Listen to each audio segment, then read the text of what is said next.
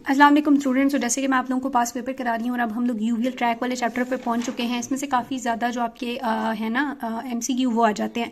Basically यूवीआइटिस है और उसकी डिफरेंट टाइप्स हम पढ़ेंगे। यूवीआइटिस का मतलब होता है जो आपकी आई की मिडल लेयर होती है, जिसको हम यूवीएल लेयर कहते हैं, जो वेस्कुलर लेयर है उसकी इन्फ्लेमेशन को कहते हैं। ठीक है, फिर यूवीएल लेयर में आगे आयरस आता है, फिर सिलरी बॉडी आती है और पीछे कोरॉइड आता है। तो तीनों को हम कहेंगे इंटीरियर यूवीआइटिस, इंटरमीडिएट यूवीआइटिस, पोस्टीरियर यूवीआइटिस या पेन यूवीआइटिस, ये पढ़ेंगे। उसके बाद बेटे इंटीरियर एंड पोस्टीरियर यूवीआइटिस, और जो इंटीरियर यूवीआइटिस है ना उसकी इन्वेस्टिगेशन, उसके जो साइन सिम्टम्स हैं वो बहुत इंपॉर्टेंट है। ये डायग्नोस्टिक साइन होता है या पैथोजेनोमिक साइन होता है इंटीरियर यूवीआइटिस का, कि इसके इंटीरियरली इस तरह से कर्रेटिक प्रेसिपिटेट्स पड़े हुए होते हैं। ठीक है, अच्छा उसके बाद आप लोगों को क्या बताना चाहिए, इन तीनों की डिफ्रेंसिएशन आपको बहुत अच्छी आनी चाहिए। बाकी ये बीच में से आप छोड़ सकते हैं। एंड ऑप्थेल्माइटिस और पैन ऑप्थेल्माइटिस, इन दोनों को आपस में डिफ्रेंशिएट करना बहुत आना चाहिए। इसमें होता है कि इंट्रा ऑक्यूलर स्ट्रक्चर जो आई के हैं ना वो इन्फ्लेम्ड हुए होते हैं, और ये ज़्यादातर कैटरेक्ट सर्जरी की एक कॉमन कॉम्प्लिकेशन है। लेकिन इसमें अगर हम देखें तो होल आई बॉल की इन्फ्लेमेशन होती है, even including the tendencies capsule. दोनों की डिफ्रेंसिएशन बहुत ज़्यादा इंपॉर्टेंट है बेटे। उसके बाद अगर हम देखेंगे इस चैप्टर के अंदर तो आपने ये जो लास्ट में डिफरेंस लिखा हुआ है ना, interior acute interior, chronic interior, intermediate and posterior uveitis, ये बहुत इंपॉर्टेंट है। ये आपने करना है। इसमें से काफ़ी ज़्यादा जो एमसीक्यूज होते हैं वो आपके कवर हो जाते हैं। देन हम रेड आई आपको पूरी आनी चाहिए। रेड आई में बेसिकली पिछले जो चैप्टर्स हैं उनकी रिवीजन हुई है कि रेड आई किस किस केस में होती है। कंजक्टिवाइटिस में होती है, ग्लूकोमा में होती है, सेक्लेराइटिस में होती है, एपीसेक्लेराइटिस में, आयराइडोसाइक्लाइटिस में होती है। तो ये आपने बहुत अच्छा करना है। और विट्रस में से भी बस 1-2 क्वेश्चन आए हुए हैं और वो भी ज़्यादातर विट्रस हैमरेज में से आए हुए हैं। ये तीनों चैप्टर्स हम अभी इस वीडियो में कर लेते हैं। उसके बाद बेटे हम लोग काफ़ी मुश्किल चैप्टर जो कि रेटिना है, पास पेपर अगर देखें पिछले 6-7 सालों के तो ऑलमोस्ट 50 से ऊपर जो क्वेश्चन है ना वो रेटिना में से आए हुए हैं। तो रेटिना काफ़ी ज़्यादा इंपॉर्टेंट है और नेक्स्ट वीडियो में मैं आपको रेटिना कराऊंगी। अभी बेटे हम लोग यूविया से स्टार्ट करते हैं। सबसे पहला क्वेश्चन आपका आया हुआ है पेपर में, classify uveitis, discuss the role of cycloplegic in the management of uveitis. अब जो यूवीआइटिस है इसका मतलब क्या है? यूवीआइटिस का मतलब है inflammation of the uveal layer. इसकी जो क्लासिफिकेशन बेटे इन्होंने पूछी हुई है, आप लोग एनाटॉमिकल बेस पे करते हो, क्लिनिकल फॉर्म पे करते हो और पैथोलॉजिकल बेस पे करते हो। एनाटॉमिकल बेस पे मैं कहती हूँ इंटीरियर यूवीआइटिस है, इंटरमीडिएट है, पोस्टीरियर है या पेन यूवीआइटिस है। क्लिनिकल बेस पे मैं बोलूँगी एक्यूट है, क्रॉनिक है या रिकरेंट है। और पैथोलॉजिकल पे मैं बोलूँगी ये ग्रैनुलोमैटस है या नॉन ग्रैनुलोमैटस है। ठीक है, सो एनाटॉमिकल क्लासिफिकेशन डिपेंड करती है कि कौन सा यूविया का पार्ट इन्वॉल्व है, इंटीरियर यूवीआइटिस और इंटरमीडिएट और पोस्टीरियर। इंटीरियर में हम लोग कहेंगे कि इन्फ्लेमेशन हुई हुई होती है आयरस की और थोड़ी बहुत जो सीलरी बॉडी है ना उसकी। अगर सिर्फ आयरस होगा तो दैट इज आयराइटिस, साथ में सीलरी बॉडी का इंटीरियर पोर्शन इन्वॉल्व होगा तो आयराइडोसाइक्लाइटिस कह सकते हैं।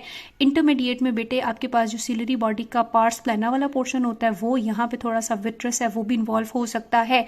सो inflammation of the pars plana, posterior part of ciliary body और थोड़ी सी विट्रस की बेस इन्वॉल्व होती है। इसको चूंकि सीलरी बॉडी के पार्ट्स इन्वॉल्व हैं तो हम साइक्लाइटिस कहते हैं। ठीक है, इसी तरह अगर हम पोस्टीरियर यूवीआइटिस में देखेंगे तो उसमें कोरॉइड और कोरॉइड से थोड़ा सा पीछे रेटिना इन्वॉल्व होगा, कोरॉइड और रेटिनाइटिस होता है वो, और साथ में पेन यूवीआइटिस हो सकता है, inflammation of all part.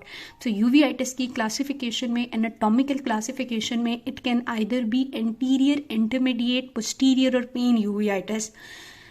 Clinical classification की बात करें तो इसमें हम ड्यूरेशन की बात कर रहे होते हैं। एक्यूट का मतलब होता है कि अगर यूवीआइटिस को लेस देन 3 वीक्स हुए हैं, क्रॉनिक का मतलब है मोर देन 3 वीक्स हुए हैं, और रिकरेंट का मतलब है जो बार बार होता जा रहा है। इसी तरह बेटे पैथोलॉजिकल क्लासिफिकेशन में हम कहते हैं ये ग्रैनुलोमैटस यूवीआइटिस है या नॉन ग्रैनुलोमैटस है। जो ग्रैनुलोमैटस होता है वो ज़्यादातर इन्फेक्टिव होता है, उसको क्रॉनिक स्टेज होती है, लिम्फोसाइट्स होते हैं बहुत ज़्यादा, और वहाँ पे लिम्फोसाइट की वजह से क्या बने हुए होते हैं, ग्रैनुलोमा, जिसमें एपिथेलॉइड जाइंट सेल्स वगैरह प्रेजेंट होंगे। Non granulomatous usually allergic associated होता है, इन्फेक्टिव एसोसिएटेड होता है, और ये एक्यूट होता है, शॉर्ट ड्यूरेशन का होता है, और पोलीमॉर्फो न्यूक्लियर इन्फिल्ट्रेट्स होते हैं, जबकि यहाँ पे सिर्फ लिम्फोसाइट्स होते हैं। तो ये यूवीआइटिस की क्लासिफिकेशन है, इतनी भी आप लिखते हैं तो मोर देन इनफ है। नंबर 2 वो पूछता है कि साइक्लोप्लेजिक का क्या रूल है। साइक्लोप्लेजिक जो है अगर यूवीआइटिस में यूज किए जाएंगे तो ये क्या करेंगे, कंफर्ट करते हैं, आई को रेस्ट प्रोवाइड करते हैं, पीपल को डायलेट कर देते हैं, ब्लड सप्लाई इंक्रीज करते हैं और एक्सुडेट की फॉर्मेशन को भी कम करते हैं, जो कि यूवीआइटिस में काफी ज्यादा एक्सुडेट वहां पे बनता है। Now comes to the interior uveitis. इसमें से क्या क्वेश्चन आया हुआ है, 30 ईयर ओल्ड मेल। अच्छा, यूवीआइटिस में ना यूजुअली ये किसी ना किसी क्रॉनिक डिजीज की या किसी ऑटो इम्यून डिजीज की या बैक की या जो आपकी रूमेटॉइड आर्थराइटिस है वो, या SLE, इस तरह की कोई एसोसिएशन भी यूजुअली देते हैं, क्योंकि यूवीआइटिस यूजुअली किसी ऑटो इम्यून डिजीज के साथ एसोसिएटेड होता है। ठीक है, मे बी सिनेरियो में हो ना हो, लेकिन होती है, ठीक है, अगर आप टॉपिक वाइज पढ़ेंगे। 30-year-old मेल प्रेजेंट करता है रेडनेस के साथ, पेन के साथ, डिक्रीज विजन के साथ। ऑन एग्जामिनेशन विजुअल एक्यूटी 6/18 है राइट आई में और 6/6 है लेफ्ट आई में। ऑन स्लिट टर्म एग्जामिनेशन वहाँ पे सेल्स प्रेजेंट है इंटीरियर चैम्बर में और इंट्राक्यूलर प्रेशर नॉर्मली है। तो अगर इंटीरियर चैम्बर में सेल्स हैं बेटे, तो भी मैंने आपको कहा इनको क्रेटिक प्रेसिपिटेट कहते हैं और ये डायग्नोस्टिक फीचर होते हैं इंटीरियर यूवीआइटिस का। So your diagnosis is interior uveitis, ठीक है। अब आगे अगर हम देखेंगे मजीद क्या पूछा हुआ है, तो कहता है अदर क्लिनिकल साइंस, जो कि आप स्लिट लैम्प एग्जामिनेशन पे देखोगे या इसमें क्लिनिकल साइंस क्या प्रेजेंट होते हैं। तो मिल्की फ्लेयर या एक्वस फ्लेयर या डस्ट लाइक पार्टिकल्स जो हैं वो हमें नजर आता है स्लिट लैम्प पे कि यूं मूव कर रहे हैं। साथ में नंबर 2 वही कि आपको सेल्स बहुत ज्यादा मिलते हैं जिनको हम क्या कहते हैं, क्रेटिक प्रेसिपिटेट। सर्कम कॉर्नियल कंजेशन होती है, बहुत ज्यादा फिब्रीनस एक्सुडुएट प्रेजेंट होता है, हाइफोन हो सकता है, वही इंटीरियर चैम्बर में इन्फ्लेमेटरी सेल्स होंगे। आयरस मडीन अपीयरेंस हो जाता है, मियोटिक और स्लगिश रिएक्शन होता है प्यूपल का। उसके बाद बेटे पोस्टीरियर साइनिकी यानी प्यूपल का जो रास्ता है उसके लिए वो ब्लॉक हो जाएगा और इररेगुलर शेप आयरस होगा। तो ये सारे साइंस जो हैं, क्लिनिकल साइंस जो हैं, ये प्रेजेंट होते हैं किसमें, इंटीरियर यूवीआइटिस में। यूवीआइटिस को ट्रीट करने का क्या तरीका है, क्योंकि इसमें मियोसिस हुई होती है तो मेड्रेटिस दे सकते हैं, क्योंकि इन्फ्लेमेशन होती है तो टॉपिकल स्टेरॉइड्स दे सकते हैं, सिस्टेमिक एनसाइड्स क्योंकि ज़्यादातर किसी ऑटो इम्यून डिजीज के साथ एसोसिएटेड होता है, सिस्टेमिक स्टीरॉइड्स देके इम्यूनिटी को सप्रेस करेंगे, एंटीबायोटिक्स देंगे प्रोफिलैक्टिकली ताकि बॉडी में इन्फेक्शन ना हो, साइरोटॉक्सिक ड्रग्स दे सकते हैं, साइक्लोस्पोरिन दे सकते हैं और जो अंडरलिंग कॉज है ना उसका स्पेसिफिक ट्रीटमेंट करेंगे। तो ओवरऑल इंटीरियर यूवीआइटिस में आपने सारा कुछ लिख देना है कि mydriatic, topical steroid, topical NSAID, systemic steroid, systemic NSAID, antibiotic, cytotoxic drugs, cyclosporin and plus treat the underlying cause. अब मैंने कहा बहुत ज्यादा क्वेश्चन एंडोप्थेल्माइटिस में से आता है और ये यूजुअली किसी सर्जरी की कॉम्प्लिकेशन के साथ, ज्यादातर कैटरेक्ट की कॉम्प्लिकेशन के साथ एसोसिएटेड होता है, पेशेंट पेन और फीवर वगैरह के साथ आता है। एक 50-year-old मेल नॉन डायबिटिक, उसकी ये देखो कैटरेक्ट सर्जरी हुई राइट आई की, फर्स्ट पोस्ट ऑपरेटिव डे पे वो कंप्लेन कर रहा है कि बहुत पेन है, रेडनेस है, विजन कम हो रही है। ऑन एग्जामिनेशन विजुअल एक्यूटी के साथ साथ जो है वो हाइफोन भी था, कॉर्नियल एडिमा भी था, पूर फंडल व्यू था, बी स्कैन ने हमें शो किया कि वहाँ पे इकोजेनिक शेडो भी था। So what is your diagnosis post operative day पे, most commonly infection like symptoms हैं तो this is endophthalmitis. Causative agent पूछता है तो staphylococci, Pseudomonas, streptococci, E coli, Aspergillus, Candida या नोकार्डिया भी हो सकता है। एंडोप्थेल्माइटिस का ट्रीटमेंट हमने किस तरह से करना है बेटे, चूंकि इन्फेक्शन है ना तो हम सबसे पहले क्या करेंगे, टॉपिकल एंटीबायोटिक यानी जेंटामाइसिन देंगे, टॉपिकल स्टीरॉइड्स यानी कि हाइड्रोकॉर्टिसोन कुछ भी दे सकते हैं, साइक्लोप्लीजिक के ट्रोपिन देंगे, साथ में इंट्राविट्रियल एंटीबायोटिक, ये मेंशन आपने करना है। ये आता भी है कि इसका क्या रूट होना चाहिए एंटीबायोटिक का, तो इंट्राविट्रियल एंटीबायोटिक एमिकसिन दे दें, interior subtenon antibiotic injection 5 to 7 days के लिए देंगे और सिस्टेमिक एंटीबायोटिक, ठीक है। चूंकि इन्फेक्शन है तो ये सर्जरी करनी पड़ेगी तो पार्स प्लाना विट्रेक्टोमी परफॉर्म की जा सकती है, ठीक है जी। Now, next question is how will you differentiate endophthalmitis and panophthalmitis? सबसे पहले तो ड्यूरेशन का डिफरेंस आ जाता है। जो एंडोप्थेल्माइटिस होता है वो सर्जरी के यूजुअली फर्स्ट डे पे या विदिन 48 आवर्स जो है वो आपके पास कंप्लेन आ जाती है, लेस देन 48 आवर्स के बाद। ये 3 to 7 डेज बाद आता है। पेन जो है वो इसमें इतना ज़्यादा नहीं होता शायद इनिशियली, लेकिन इसमें बहुत स्वेयर पेन होता है। अब एग्जामिनेशन पे देखेंगे तो विजुअल एक्यूटी इसमें माइल्ड टू स्वेयर रिडक्शन होती है, इसमें बहुत ज़्यादा रिड्यूस होती है। कॉर्नियल एडिमा नियर लिम्बस होता है, कहीं पे भी हो सकता है। फिब्रिन होता है, यहाँ वेरी करता है। बाकी हाइफोन सेल्स यहाँ पे कम होते हैं लेकिन इधर ज़्यादा होते हैं। चूँकि पैनऑप्थेल्माइटिस में पूरा आई ग्लोब इन्वॉल्व होता है, इंट्राक्यूलर प्रेशर नॉर्मल है और पोस्टीरियर सेगमेंट इन्वॉल्व नहीं होता। यहाँ पे पोस्टीरियर सेगमेंट की इन्वॉल्वमेंट भी है और इंट्राक्यूलर प्रेशर भी रेज्ड होगा। ट्रीटमेंट ये कि स्टेरॉइड को रिस्पॉन्ड करते हैं, लेकिन चूंकि यहाँ पे सुवेयर इन्फेक्शन है तो एंटीबायोटिक्स देनी पड़ती है। इसकी प्रोग्नोसिस बेटर है, लेकिन चूंकि इसमें पूरा ग्लोब इन्वॉल्व होता है तो प्रोग्नोसिस इज यूजुअली पुअर, ठीक है बेटे। नेक्स्ट क्वेश्चन है कि ओल्ड मैन ऑपरेट किया गया कैटरेक्ट सर्जरी के लिए और उसमें इंट्राक्यूलर लेंस इम्प्लांट कर दिया गया लेफ्ट आई में।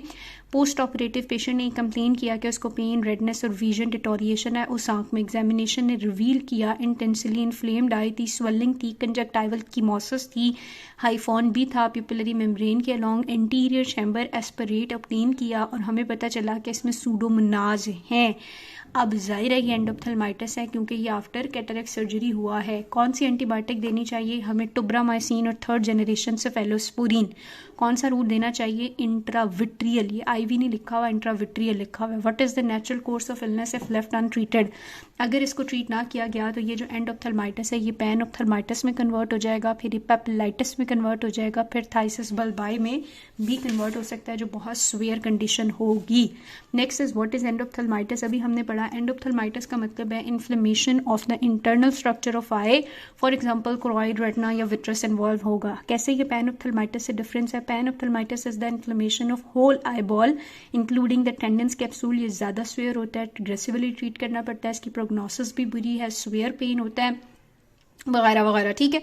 How do you treat acute post operative panophthalmitis? Panophthalmitis के लिए भी हम लोग सबसे पहले इंट्राविट्रियल एंटीबायोटिक देंगे, एंटीरियर सबटेंडन एंटीबायोटिक इंजेक्शन देंगे, सिस्टेमिक एंटीबायोटिक, और साथ में हम टॉपिकल एंटीबायोटिक स्टेरॉइड और साइक्लोप्लीजिक दे सकते हैं। चूंकि इन्फेक्शन एग्रेसिवली ट्रीट करना है तो intravitreal antibiotic for example cephalosporin हो सकती हैं, फर्स्ट चॉइस होंगी। नेक्स्ट क्वेश्चन बेटे, रेड आई में से मैंने आपको कहा है रेड आई के डिफरेंशियल डायग्नोसिस या कॉजेज ही पूछे जाते हैं। तो डिफरेंशियल डायग्नोसिस रेड आई किस किस में होती है? कंजक्टिवाइटिस में होती है, एक्यूट कंजेस्टिव ग्लूकोमा में होती है, केराटाइटिस में होती है, राइडोसाइक्लाइटिस में होती है, एपीसेक्लराइटिस, सेक्लराइटिस या सब कंजक्टाइवल हेमरेज। अब इनको कैसे डिफरेंशिएट करना है वो आप लोग ऑलरेडी बहुत सारे चैप्टर्स में पीछे पढ़ चुके हैं। विट्रस में से सिर्फ 2 ही क्वेश्चन आए हुए हैं और वो विट्रस हेमरेज में से आए हुए हैं। Describe the management of vitreous haemorrhage. Vitreous haemorrhage का मतलब है ब्लड एक्यूमुलेट हुआ हुआ विट्रस कैविटी में। कॉमन कॉज है ये sudden painless loss of vision का, और ये एक इमरजेंसी होती है, इसको एग्रेसिवली और फौरन ट्रीट करना पड़ता है। किस तरह से हम ट्रीट करते हैं? कंजर्वेटिव मैनेजमेंट में पेशेंट को रेस्ट का कहते हैं, वो अपना हेड एलिवेट करते हैं और दोनों आईज को पैच कर देते हैं। साथ ही इंट्राविट्रियल एंटी वेजेफ देते हैं, वैस्कुलर एंडोथेलियल ग्रोथ फैक्टर, ये इनहेंस करेंगी विट्रस हेमरेज को रिजॉल्व करने में, और नियोवेस्कुलराइजेशन जो हो रही है at the back of the iris और आई उसको इनहिबिट करेंगी। साथ में आप कॉज ट्रीट करेंगे ये हुआ क्यों, कोई रेटिनल ब्रेक थी या रेटिनोपैथी थी, उसका ट्रीटमेंट शुरू करेंगे, और अगर हमें रिस्पॉन्ड नहीं मिल रहा ड्रग्स के साथ 3 मंथ से ज़्यादा तो विट्रेक्टमी परफॉर्म कर देते हैं। नियोवेस्कुलराइजेशन ऑफ आइरिस या गॉस सेल ग्लूकोमा अगर हो तो हम विट्रेक्टमी कर देते हैं। तो क्या ट्रीटमेंट है? कंजर्वेटिव है। इंट्राविट्रल वेजेफ मैं इसको याद करती थी वो है, कॉज को ट्रीट करें नहीं तो विट्रेक्टमी कर दे, और ये इंपॉर्टेंट है, ये आता है पेपर में।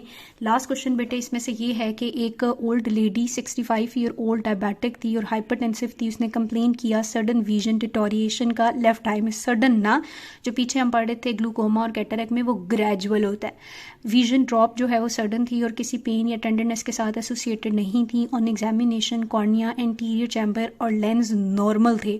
हाउ एवर जो विट्रस था वो क्लियर नहीं था और वहाँ पे एक डिफ्यूज हेमरेज नजर आ रहा था, तो खुद ही बता दिया कि विट्रस हेमरेज है। obscuring the view of retina in this. What are the causes of acute vitreous hemorrhage? तो vitreous hemorrhage क्यों होता है? किसी ट्रोमा की वजह से, vitreous retraction की वजह से, vascular discomfort की वजह से, फॉर एग्जांपल थ्रोम्बोसिस का केस हो, या हमारे पास कोई पेशेंट को एल्स डिजीज है या मेलिग्नेंट हाइपरटेंशन है, ब्लड डिस्कैरियोसिस है, for example sickle cell retinopathy, कोई मेटाबॉलिक डिसऑर्डर लाइक डायबिटीज या ओबेसिटी है, और इसी तरह नियोप्लाज्म फॉर एग्जांपल रेटिनोब्लास्टोमा है, तो विट्रस हेमरेज हो सकता है।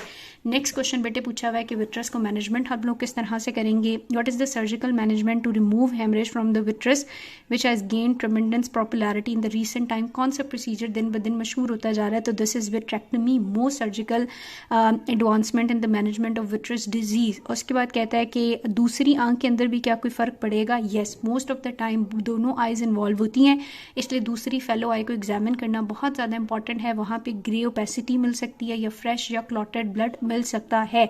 यूजुअली विट्रस हेमरेज जो है वो ये किसी सिस्टेमिक डिजीज, हाइपरटेंशन या डायबिटीज से होते हैं, तो वो दोनों आइज को इक्वली इफेक्ट करेंगे। ठीक है बेटे, सो ये विट्रस हेमरेज और इसकी मैनेजमेंट जो है वो आपने करनी है। Conservative, intravitreal VEGF, treatment of the cause vitrectomy.